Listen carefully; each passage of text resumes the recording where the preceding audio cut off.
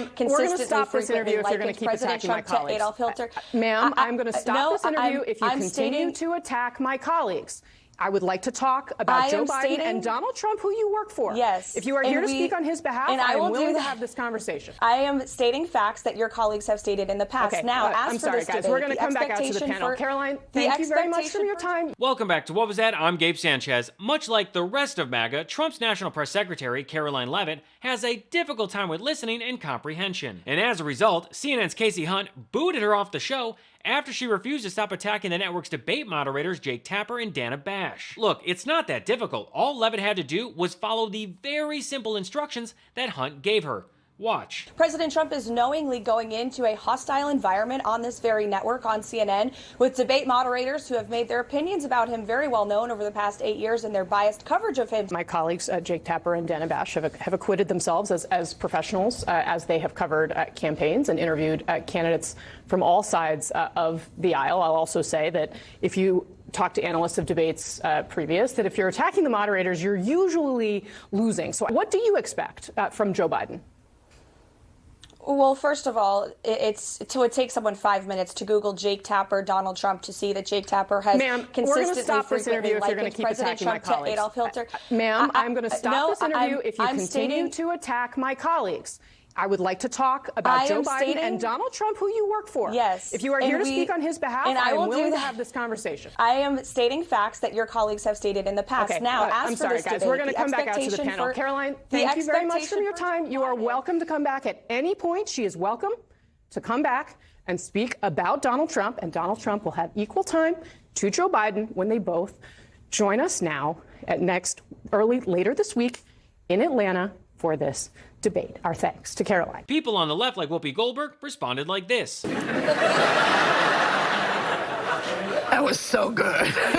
So good. The only person that Leavitt can blame is herself. Her stupidity got her into this mess. I also want to point out that Trump and his team accepted the invitation from CNN to host a debate, and they agreed to Jake Tapper and Dana Bash as moderators. Even if the debate was hosted by Fox News and moderated by Sean Hannity, Trump would still find an excuse as to why it's not fair. So no, CNN did not trick Trump. There was no bait and switch. No games were played by the network. It was all out there in the open for everyone to see since May. The only person who has been playing games and trying to find an excuse and get out of this has been Donald Trump. Trump is so afraid to debate President Biden that he and his team have spent months trying to portray Biden as old, weak, and senile, but now they're changing their tone. Maybe I'm better off losing the debate. I'll make sure he says I'll lose the debate on purpose. Maybe I'll do something like that. I assume he's going to be somebody that will be a worthy debater. Should I be tough and nasty and just say you're the worst president in history? Or should I be nice and calm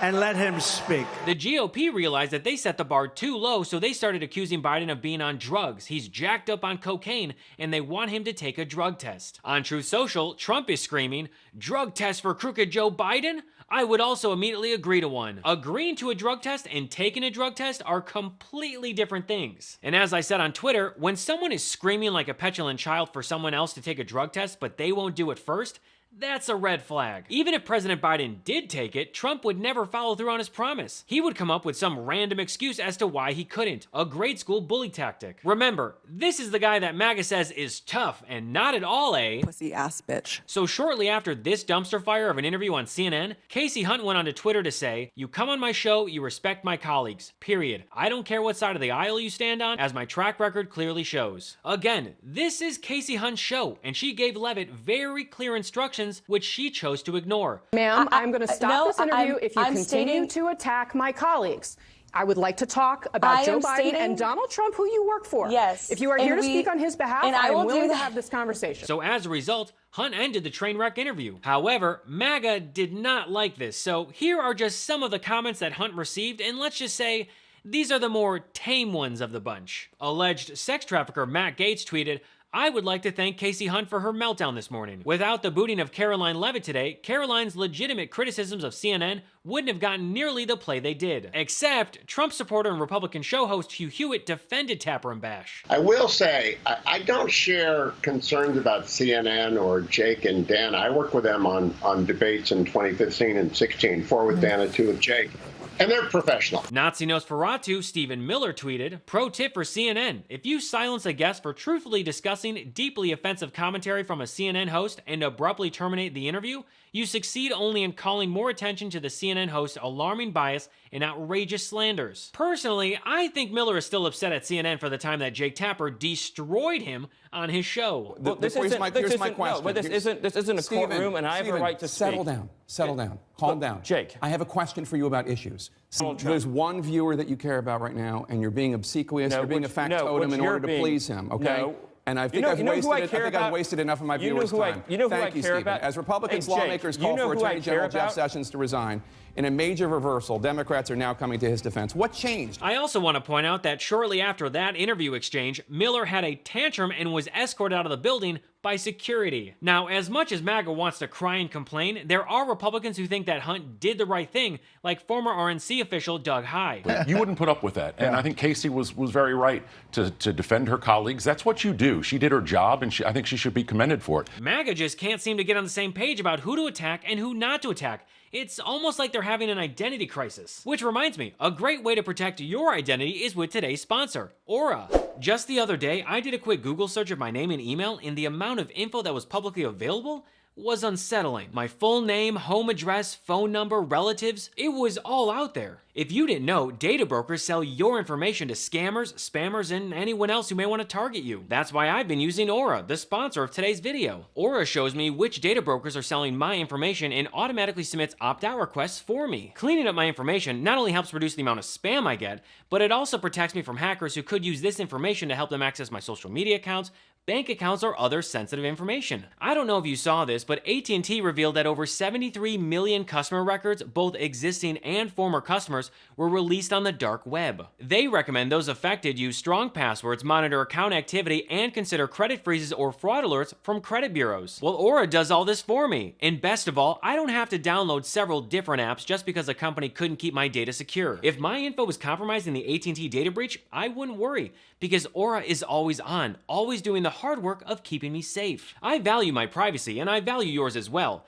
You can go to aura.com/Gabe Sanchez to start your 2-week free trial, also linked below in the description. That's aura.com/Gabe Sanchez. So in a move straight out of Donald Trump's Victimhood 101 playbook, Karoline Leavitt tried to pivot her moment of idiocy and self-sabotage into pity. She tweeted, "You cut off my microphone for bringing up the debate moderator's history of anti-Trump lies. They proved our point that President Trump will not be treated fairly on Thursday. Yet he is still willing to go into this 3-on-1 fight to bring his winning message to the American people, and he will win." Nope, that is not what happened. Rather than focusing on how her boss would deal with President Biden in the debate, Leavitt ignored the warnings from Hunt and continued attacking her colleagues instead. Also, just to bring up Fox News, you're gonna tell me that if President Biden and Donald Trump were to debate on Fox News, that there wouldn't be any anti-Biden bias? But this is how Trump and his team operate. Everyone who disagrees with Trump is an active participant in the witch hunt that is out to get him. Whenever something doesn't go Trump's way, it's rigged. The election, rigged. His trials, rigged. The polls, rigged. This debate,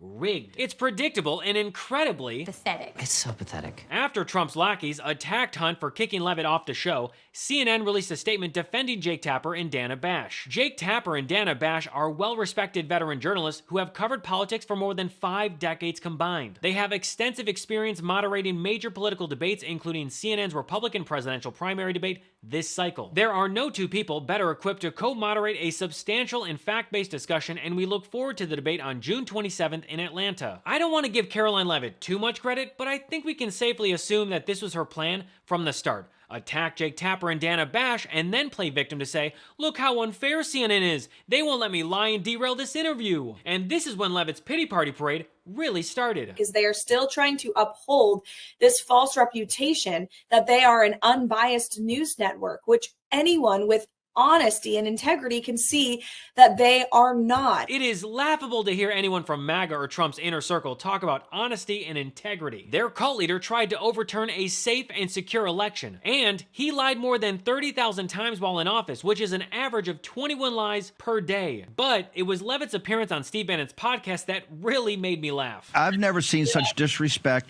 They have never in the history of television ever taken a national press secretary and treated her with such lack of respect. Kasie Hunt owes you an apology. CNN owes you an apology today.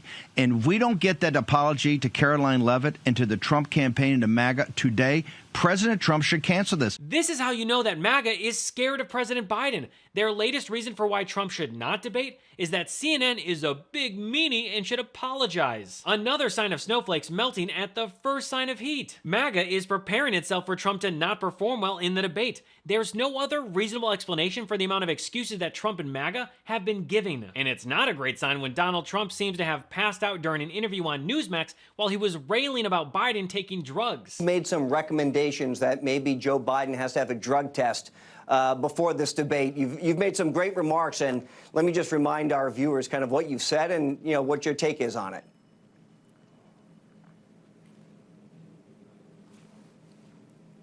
Oh, sir, I think you said that Joe might need a shot to stay up for the debate. I hear that he's practicing standing for 90 minutes is his debate prep. A little different, I think, than what you're used to at some of the rallies you've participated in recently. Well, if I have to practice standing, we have ourselves a big problem. No, I had heard that too. He's practicing how to stand or something standing. Well, that's all for me today. Thanks so much for watching, and feel free to follow me at I Am Gabe Sanchez. What Was That is made possible by viewers like you. And if you'd like to support the show and help us grow, you can contribute to my Patreon at patreon.com/IamGabeSanchez. Thank you for your support. So until next episode, I'm Gabe Sanchez, and this has been What Was That?